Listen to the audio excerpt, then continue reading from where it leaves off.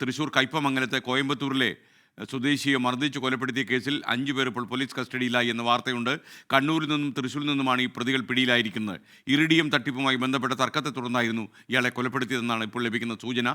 സൂരജ് സജി വിവരങ്ങൾ നൽകും തൃശൂരിൽ നിന്ന്. ഗുഡ് മോർണിംഗ് സൂരജ്, വിവരം.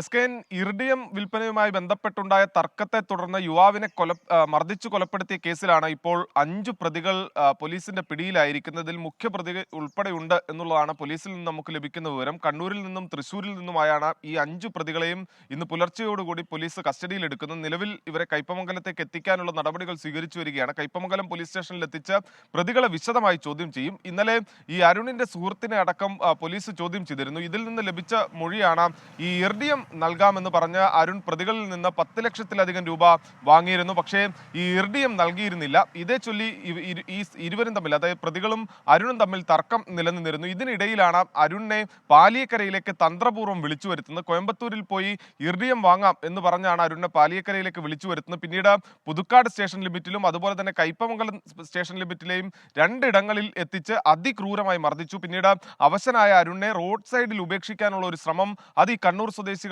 പ്രതികൾ നടത്തി. ഈ റോഡ് സൈഡിൽ വാഹനം എത്തിച്ച് അവിടെ വെച്ച് ഈ അരുണിനെ ഉപേക്ഷിക്കാൻ ശ്രമിച്ചപ്പോൾ നാട്ടുകാരുടെ ശ്രദ്ധയിൽപ്പെട്ടു. ഇതോടുകൂടി അരുൺ വാഹനാപകടത്തിൽപ്പെട്ടതാണെന്നും അരുണിനെ ആശുപത്രിയിൽ എത്തിക്കാൻ ഒരു ആംബുലൻസ് വേണമെന്നും സഹായം അഭ്യർത്ഥിച്ചു. നാട്ടുകാർ ഒരു ആംബുലൻസും സജ്ജീകരിച്ചു കൊടുത്തു.